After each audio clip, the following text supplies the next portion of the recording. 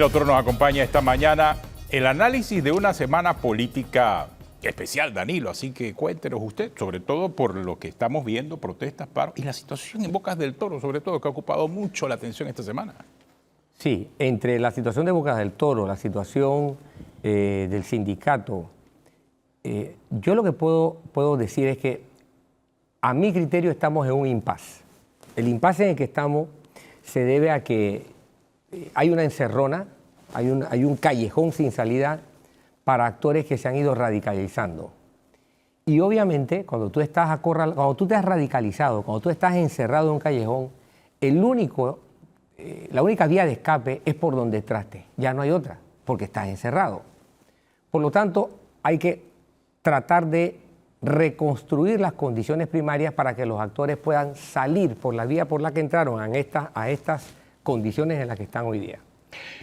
¿Qué papel va a jugar esa comisión que desde el lunes, comisión de alto nivel presidencial que desde el lunes se traslada a Bocas del Toro, contribuirá a superar el impasse? Bien, yo no sé si contribuirá a superar el impasse, porque eso depende de la disposición y de las instrucciones que tengan los actores. Hay un primer elemento. Primero, la intención de querer superar el impasse, la intención de querer salir del callejón, porque no te creas, hay gente que entró al callejón y ya allí se sienten, de aquí no salgo. Hay gente que vive de las crisis. De ahí solo muerto me sacan. Sí. Esa postura tiene que ser superada. Luego, la segunda es dejarse guiar. Alguien tiene que hacer el papel de buen componedor, alguien tiene que hacer el papel del que comienza a dar luces de por dónde es la salida. Eso significa que debe haber un mínimo de confianza en otro. Como las partes en tensión no confían, hay que buscar un tercero que sea depositario de confianza de ambos. Y ese tercero empeña esa confianza haciéndole ver al otro que el otro, que no merece la confianza de una de las partes, como está comprometido de él, va a cumplir. Esa es la dinámica mínima de acuerdo. Por eso que se necesita un mediador que tenga confianza. Y ese tercero empeña esa confianza. Por eso no podemos jugar con los mediadores. Y por eso fue terrible lo que ocurrió en julio de 2022. Cuando uno de los mediadores, tal vez más importante, quedó bueno, en julio de 2022, noviembre del 2023, Danilo. Pero ahora que tocas ese tema, a mí sí me llama la atención algo. Este gobierno, el presidente Mulino, está cumpliendo 11 meses ahora, el 1 de junio. 11 meses. ¿Qué ha pasado? O sea, ¿por qué razón? O sea, y muchos, y esta semana lo vimos, producto de una declaración de la expresidenta Mireya Moscoso, advertir de que había tambores en la asamblea de gente que comenzaba a especular acerca de la posibilidad de interrumpir el orden constitucional del país. Pero si hay una coincidencia en medio de todo, y es ese hecho de que este gobierno tiene 11 meses y de repente pues todo está pata para arriba. ¿Qué está ocurriendo, Danilo? Ok, después de casi un año, el gobierno sí tiene que encontrarse con un espejo que le permita reflexionar sobre su estado de salud, sus condiciones. Y para quienes hemos observado las condiciones del gobierno, lo primero que hay que poner sobre la mesa es que el gobierno tiene un grado de desgaste considerable, mucho más del que pudiésemos esperar de un gobierno que ha cumplido el mismo periodo de tiempo. Eso es algo que quiero destacar. Se siente un desgaste considerable, se siente el ejercicio, la fricción que deja ejercer poder. Porque se parte a mi criterio absoluto, se parte de un error básico, fundamental, primario, para ponerlo en términos religiosos, de un pecado original. ¿Cuál es ese? Ok, la legitimidad de ganar, que nadie la discute, algunos que otros ahora la están cuestionando, pero a mi criterio ya no es válido. La legitimidad de ganar es una cosa y la legitimidad política es otra cosa. Y el gobierno partió creyendo que tenía la legitimidad política una vez ganó con el porcentaje que ganó. Ese error fundamental, el no reconocer las limitaciones de haber llegado al poder sin una cantidad de votos de gente que había apostado a esa propuesta electoral. Y además, con el hecho de que se cerró espacios de participación de otros y además con el hecho de que vamos a tener un mandato invariable con respecto a una ruta, le cerró espacios a un gobierno que cada vez más ha necesitado de estabilidad y estabilidad. A mi criterio, lo más importante que el gobierno podría hacer al cabo de un año es revisar esa condición de estabilidad que le hace falta. Eso no tiene que ver nada con la legitimidad jurídica que le otorga la Constitución. Eso tiene que ver con las condiciones políticas que le permiten tener resortes y que lo mantienen estable en el ejercicio del poder. De no dar ese giro, de no dar esa vuelta en U, ¿qué podemos esperar en los próximos 4 años de gobierno? Ok. Cuando uno se enferma, el médico te diagnostica y te establece 2 rutas. 1, la enfermedad te va a llevar a tal destino de gravedad.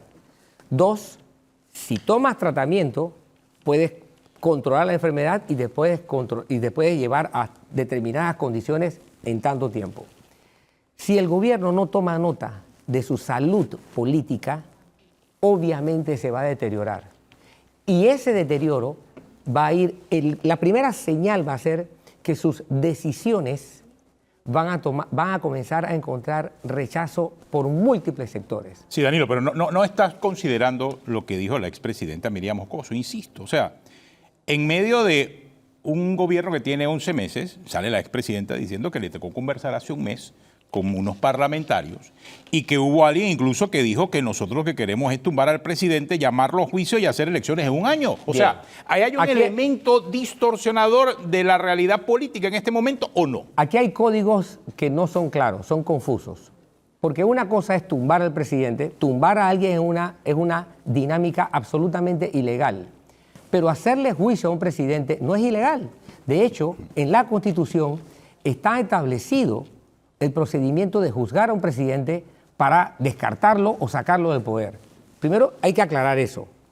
Ahora, en la mente de una persona como Mireya Moscoso, que vivió en carne propia lo que es la dinámica de tumbar a un presidente, eso tiene un peso real. Quien quiera llevar a un presidente a juicio no es una persona que quiere romper el orden constitucional, quiere romper el status quo. Pero la Constitución otorga esa vía. No hay que confundirnos. La pregunta acá no es confundir ambos términos. Es entender si el gobierno está lo suficientemente fuerte o débil como para que lo saquen del ejercicio del poder. Y si el gobierno está en ese riesgo, ¿cómo puede reducir ese riesgo y cómo puede establecerse? No olvidemos que Mireya Moscoso vivió en carne propia, ya ella, no por el efecto de quien fue su esposo, el presidente Arnulfo Arias, sino por ella misma, ella comienza con una dinámica muy inestable. Mireya Moscoso llega al ejercicio del poder sin tener control de una junta directiva de la Asamblea. Ella no tenía una Asamblea y por un voto se formó toda una escandalosa historia cuando ella llega al poder. Mireya sabe perfectamente qué era eso de que te serrucharan el piso desde el día 1. Lo que pasa, Danilo, es que lo que plantea la expresidenta Mireya Moscoso, obviamente sí hace contacto con la realidad, sin hablar de teoría de conspiración, sino en función del hecho de que el actual presidente Mulino llega al poder sin un vicepresidente. Entonces, ¿sería ese un escenario ideal para cualquiera que corrió también en las elecciones, partido político o de libre postulación, para pescar en río revuelto? Porque como no tiene vicepresidente, hay y existe en la norma constitucional una salida de no poder cumplir su periodo en los primeros 2 años, habría que hacer un llamado a nuevas elecciones. Hay 4 elementos que yo he dicho aquí mismo, el gobierno produce como atractivo para o sus conspiradores o sus adversarios. El primero de ellos, ¿ok? El hecho de que, y no es porque sea más importante que los otros, pero es muy vistoso, el hecho de que efectivamente el presidente no tiene un vicepresidente. Eso implicaría que si el presidente no estuviera en el cargo, automáticamente sucedería lo que tú dices. El segundo de ellos, el hecho de que el presidente no ha tenido un respaldo en la Asamblea de Diputados. No hay quien haya salido en ese entorno del poder legislativo a defender las tesis del gobierno. No lo ha tenido. Y eso no es normal en los gobiernos. Es normal que los gobiernos tengan un eco de respaldo allí. El tercer elemento, el presidente no ha tenido una fuerza política que, vamos, haya por lo menos justificado muchas de las acciones del presidente. Y en cuarto lugar, el presidente en su dinámica de gobierno ha dejado espacios muy homogéneos. Él lo explicó ayer. Fíjate, él nombra él establece un consejo de gabinete muy homogéneo, con pocas diferencias. En los regímenes parlamentarios, tú tienes gobiernos con enormes diferencias. Y hay combinaciones de regímenes presidenciales en los que te permite tener diferencias porque tú quieres tener espacios que le permitan participación a sectores que tú quieres tener cerca respaldándote. Pero si tú haces un corte así, ¿no? Sí. Del gobierno, tú descubres que esa homogeneidad no le da espacios de representación de otros sectores en el poder. Gracias, Danilo. Danilo Toro, el análisis político de la semana.